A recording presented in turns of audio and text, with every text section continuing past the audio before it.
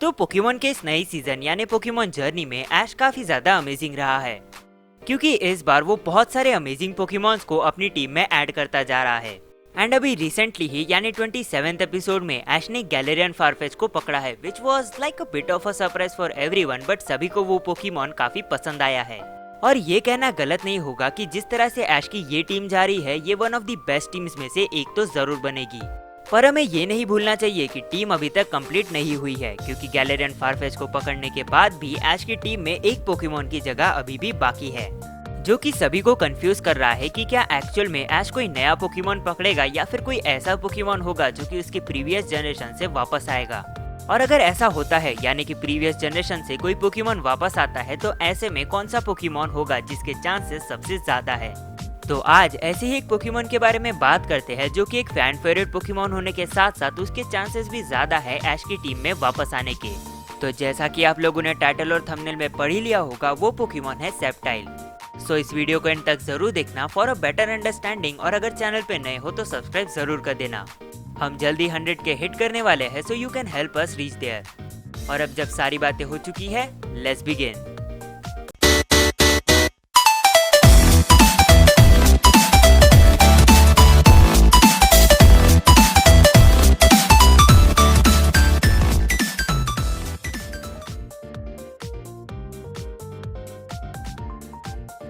तो सेप्टाइल या कहा जाए ट्रिको को ऐश ने होएन सीरीज में पकड़ा था। ये पोकेमॉन जनरेशन 3 के one of the best Pokémons में से एक है, और डेफिनेटली ये पोकेमॉन ऐश का कूलेस्ट पोकेमॉन है, इन टर्म्स ऑफ लुक्स या फिर बैटल वाइज नहीं बल्कि पर्सनैलिटी वाइज। इस पोकेमॉन का एक अलग ही एटीट्यूड है, या कहा जाए एक अलग ही स्वैग है, जो कि हर कोई पसंद करता है। क्योंकि जिस तरह से ये पोकेमॉन टूथपिक की तरह एक ग्रास स्ट्रॉ को अपने मुंह में रखता है, इट इज अमेजिंग। पर सिर्फ यही नहीं, इस पोकेमॉन की बैटलिंग स्टाइल में भी एक अलग ही टाइप का फील है। और जब जब ये पोकेमॉन स्क्रीन पर आता है, यू कैन श्योरली से कि ये पोकेमॉन पूरी तरह से पावर पैक्ड है और ये सीधा हमला करने के लिए तैयार है। और शायद इसी वजह से काफी सारे लोग इस पोकेमॉन को पसंद करते हैं, क्योंकि ये पोकेमॉन पहले से ही एक पावर वाली वाइब दे देता है। इसी पोकेमॉन को देखकर यानी कि ऐश के ट्रिको को देखकर ही मैंने अपना सबसे पहला पोकेमॉन चूज किया था पोकेमॉन की गेम में। वो गेम था पोकेमॉन एमराल्ड, और उसमें ट्रिको को चूज करने के बाद मुझे पता चला कि ये पोकेमॉन जितना दिखता है ना, उससे कई ज्यादा पावरफुल है। पर वापस आए ऐश के ट्रिको या सेप्टाइल पर, तो ये पोकेमॉन पहले से ही यानी स्टार्टिंग से ही जनरेशन 3 को पूरी तरह से डोमिनेट कर रहा था। जनरेशन 3 में ऐश के पास सिर्फ और सिर्फ एक ही स्टार्टर पोकेमॉन था, और इसी पोकेमॉन को ऐश ने काफी कड़ी ट्रेनिंग दी थी, जिसकी वजह से ये पोकेमॉन एक काफी पावरफुल पोकेमॉन बन गया था। और इस पोकेमॉन की सबसे मेमोरेबल फाइट को आखिर कौन भूल सकता है, जो कि थी ऐश वर्सेस टोबियस। अब उस बैटल में ऐश पूरी तरह से हार रहा था, क्योंकि सामने वाला जो ट्रेनर था टोबियस, उसके पास एक डार्कराय था, जिसने लिटरली सिर्फ और सिर्फ डार्कराय की मदद से पूरे रीजन के सभी जिम लीडर्स को हराया था।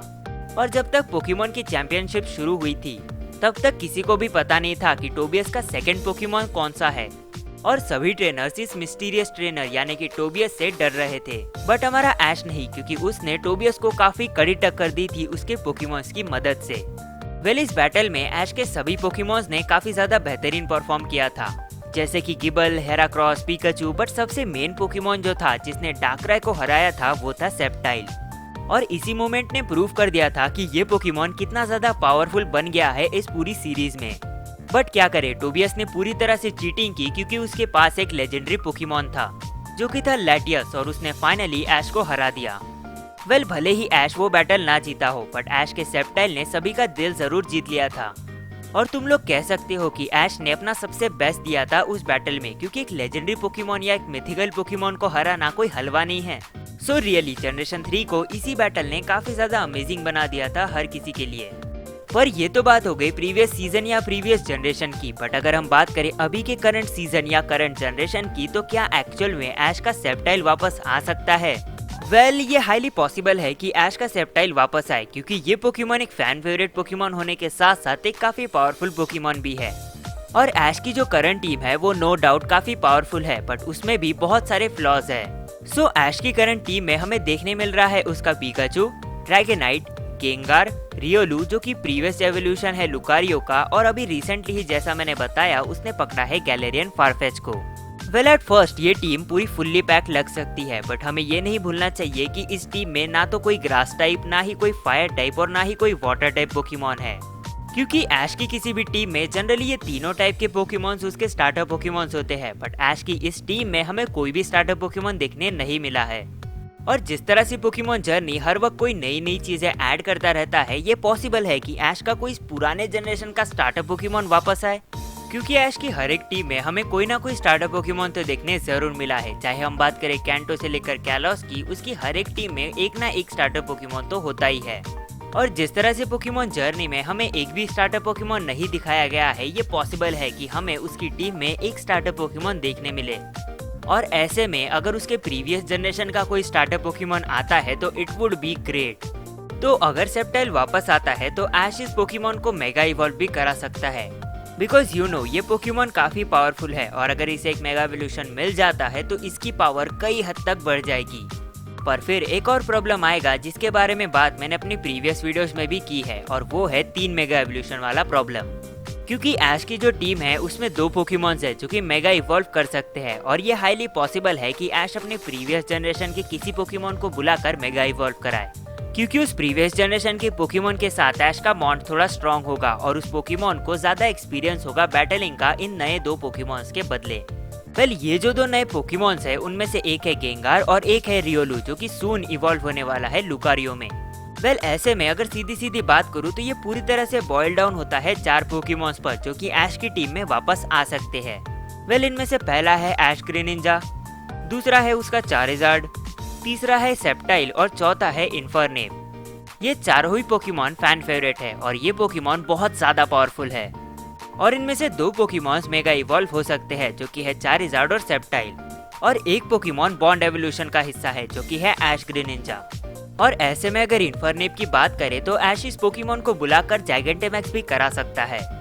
वेल इसके बारे में बात किसी और वीडियो में करेंगे, बट वापस आए अगर सेप्टाइल पर तो सेप्टाइल के भी चांसेस है जाइगेंटेमैक्स होने के। हाँ माना ऐश का पिकाचू पहले ही जाइगेंटेमैक्स हो चुका है, बट ये हाईली पॉसिबल है कि वो उसके बदले सेप्टाइल को भी यूज कर सकता है, बिकॉज सेप्टाइल एक काफी स्ट्रॉन्ग पोकेमॉन है और आई बिलीव अगर ये पोकेमॉन वापस आता है तो it would be great to see it. So let me know तुम्हें क्या लगता है कि ऐश का आखिर कौन सा पोकेमॉन वापस आएगा। वेल ऑनेस्टली अगर बात की जाए तो बाकी किसी भी पोकेमॉन के वापस आने के चांसेस काफी कम है इन चारों पोकेमॉन्स को छोड़कर, क्योंकि ये चारों ही पोकेमॉन्स फैन फेवरेट है और Pokemon company fan favourite Pokémons के बारे में काफी ज्यादा केयर करती है। चारिज़ार्ड को ही ले लो, क्योंकि चारिज़ार्ड जनरेशन 1 का सबसे पहला ऐसा स्टार्टर पोकेमॉन था जिसे जाइगेंटेमैक्स फॉर्म मिला था, और बाकी दोनों ही स्टार्टर पोकेमॉन्स को जाइगेंटेमैक्स फॉर्म नहीं दिया गया था अंटिल द रिसेंट अपडेट जो कि अभी अभी लॉन्च हुआ है। सो तुम लोग गैस कर सकते हो कि पोकेमॉन कंपनी कितनी ज्यादा सीरियस है फैन फेवरेट पोकेमॉन्स को लेकर। और अभी रिसेंटली ही यानी कि पोकेमॉन जर्नी स्टार्ट होने से कुछ टाइम पहले ही ट्विटर पर एक हैशटैग ट्रेंड हो रहा था जो कि था जस्टिस फॉर पीजियोट। अब तुम में से ज्यादातर लोग तो जानते ही होंगे कि पीजियोट के साथ आखिर क्या हुआ है और उसे क्यों जस्टिस चाहिए।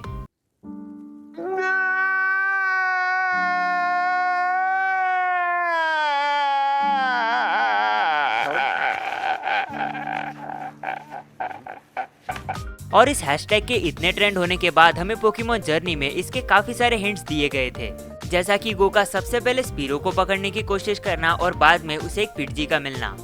और इन पोकेमॉन एपिसोड्स के बीच बीच में हमें पीजियोट और पीजियोटो भी काफी बार दिखाया गया है।